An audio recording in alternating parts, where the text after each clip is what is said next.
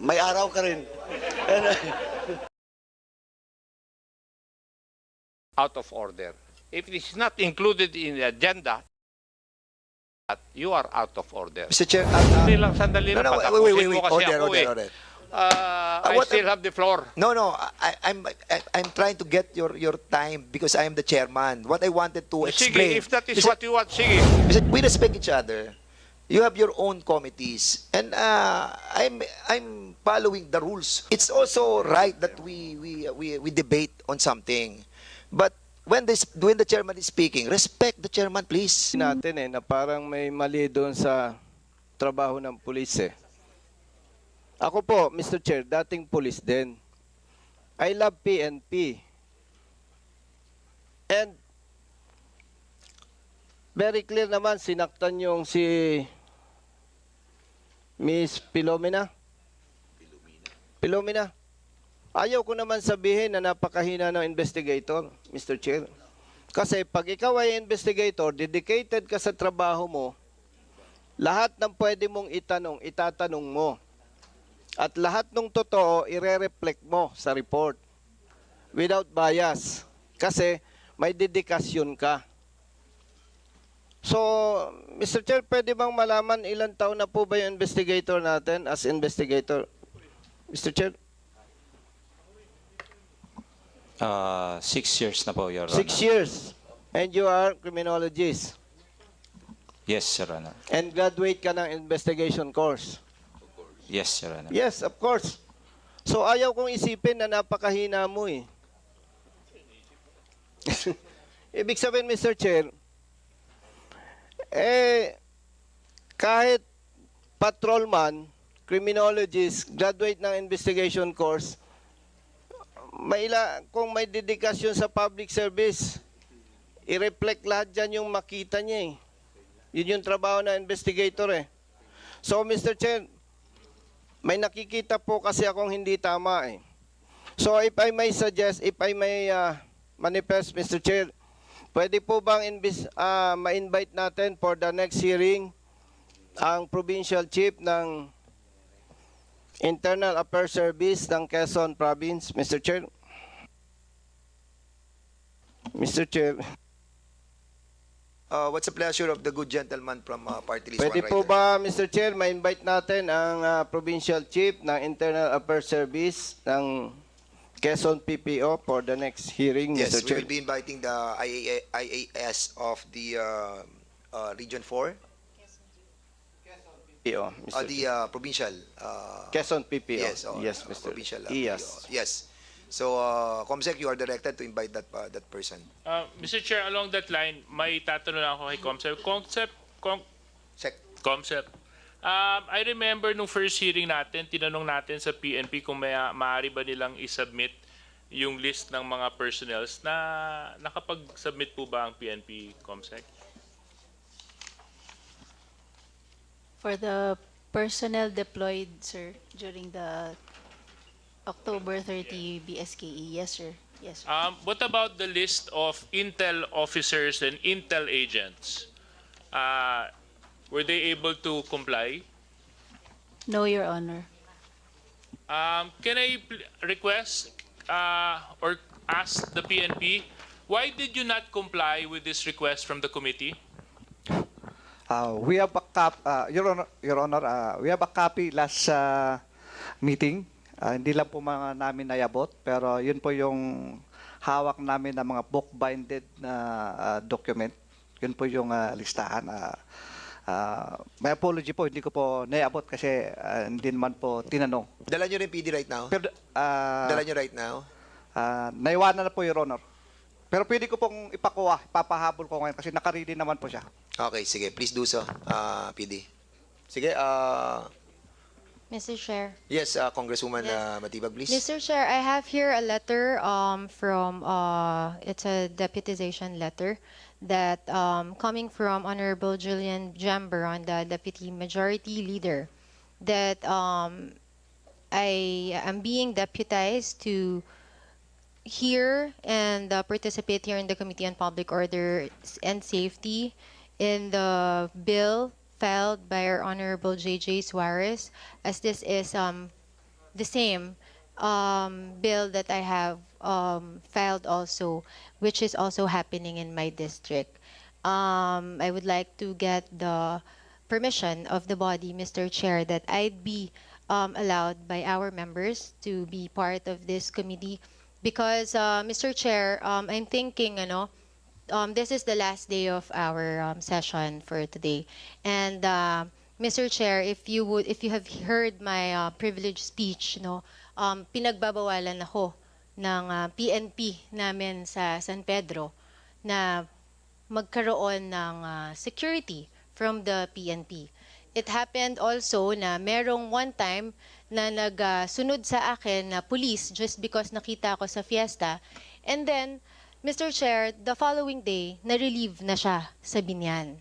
It's so easy for the hepe ng San Pedro to relieve someone just because sumunod lang po sa akin, Mr. Chair. So, in line with this, it's going to be our last day for today, and then we will be having a recess. So, Mr. Chair, as a nanay, I have 3 kids. Mabata pa po yung anak ko. I have 10, 5, and 3 years old. And I am into the safety of my district, of my leaders, my children, and my family, and myself, Mr. Chair. That's why I would like to seek your permission for this. Okay, thank you so much, Congresswoman Matibag. Normally, the procedure that we are following here are first, the resolution that is filed and referred to this committee are given the preferential treatment. But having said that, your issue dwell on the same issue that was filed by Congressman J.J. Suarez. And since can we kindly see your deputization? Can you kindly submit to this committee? So we will be allowing you to be a part of the discussion and the voting process if ever that a voting will be needed because Also, of this Mr. Chair, deputization. But okay, go ahead. We also have the same persons involved. I think the RD, since we are from the same region, Yeah. our RD here is also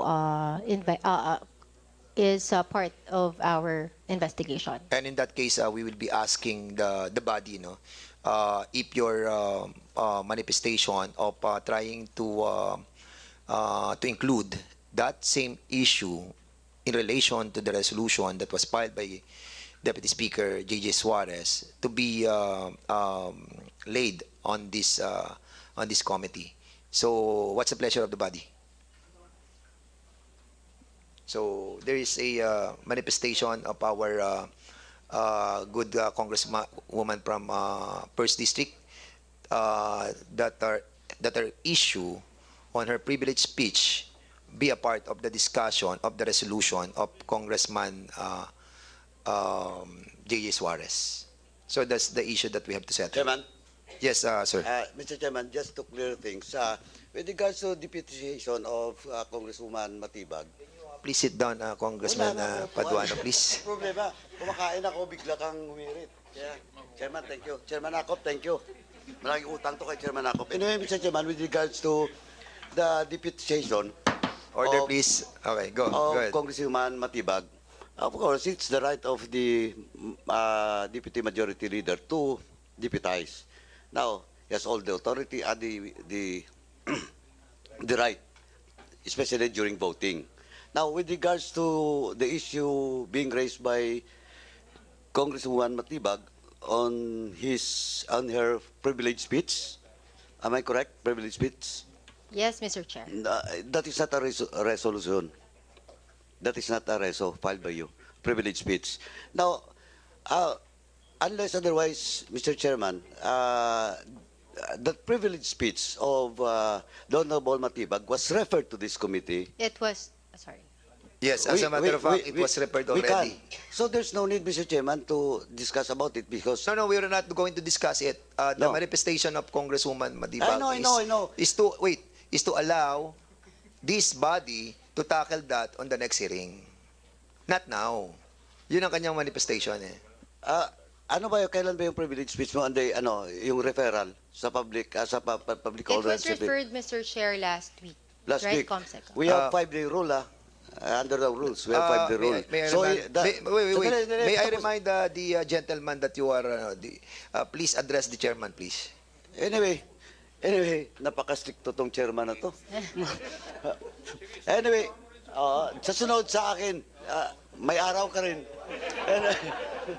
Anyway, Mr. Chairman, ganito lang po. We have 5-day rule. Now, if that is covered by the 5-day rule, Last week ba? today is our hearing, no? And if the privilege speech which was referred to this committee is germane to the issue being tackled with regards to House resolution of DSGJ and the Honorable Mujib Bataman, we can consolidate it with just one motion. Then we can also discuss today. So, Today. Congresswoman Ann Matibag, a while ago you have this manifestation of your privilege speech to be a part of the discussion based on the resolution of Congressman Suarez. Now, I think the good gentleman from hindi, ano niya?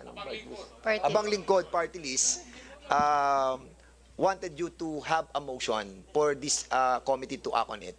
Go ahead, Mr. Chairman, Congresswoman. sandali po. Yes, Congressman Comsec has Paduano. clarified. Yes, Comsec. Pasok ba doon sa 5-day rule? 5-day? I think Five Comsec, it calendar. was referred to the committee, the privilege speech. Yes, pasok naman na Congressman Paduano. So Congressman Robert Ace Barbers is acknowledged, sir. So Congresswoman Matibag, you are recognized. Go ahead. Yes, Congressman Ako, please.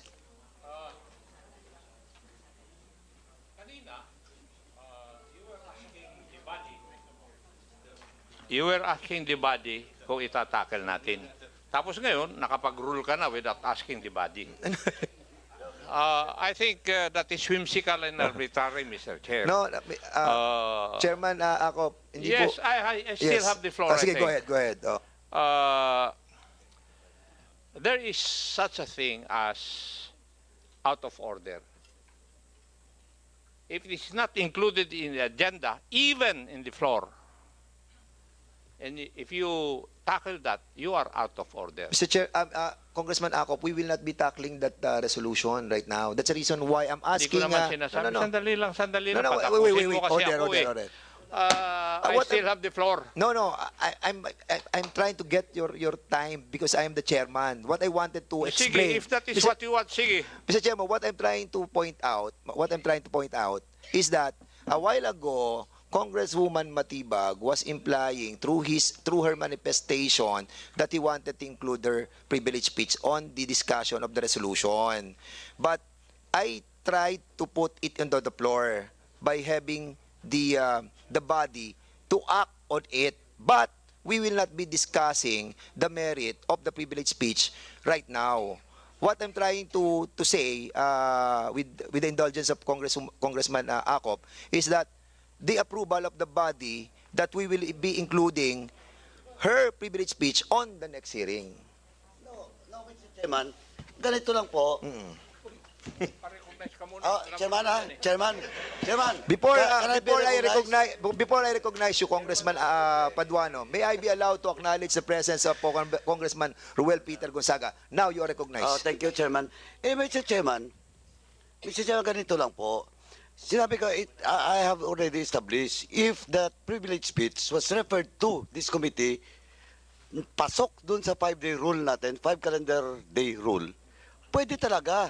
Somebody has to move, na ipasok mo, then we'll vote if we have a quorum. Di ba? That's why, Mr. Chairman, No. your ruling should be right after that motion. If ever members No, will... I haven't ruled yet. What I'm trying to Anyway. tell is for her to have a motion. And then Ang that's sabi ko just kanina, only my point. wait. What I said was, because manifestation yon, now I'm trying to tell to change it to a motion. Hindi po ako nag-rule, Congressman Paduano. What I'm trying to tell is to change the manifestation to a motion. Pasok. Oh, so motion, please. Mr. Chair, I may move to be included in the hearing of the resolution Respect the chairman, please. directing the appropriate Congresswoman House Matibag. Committee to conduct an inquiry in aid of Wait for a while. What I wanted is that we respect each other. You have your own committees, and I'm following the rules of this Congress, and it's also right that we debate on something, but when the chairman is speaking, respect the chairman, please. We are all co-equal. Go ahead, Congresswoman Matibag. Mr. Chair, I move that in the case of my district, I may be included in the House resolution directing the appropriate House Committee to conduct an inquiry in aid of legislation of violence, harassment, intimidation, and other criminal acts committed before, during, after the conduct of the 2023 Barangay and Sangguniang Kabataan elections. I so move, Mr. Chair. Oh, there's a motion for the Second. inclusion of the issue of the privilege speech on the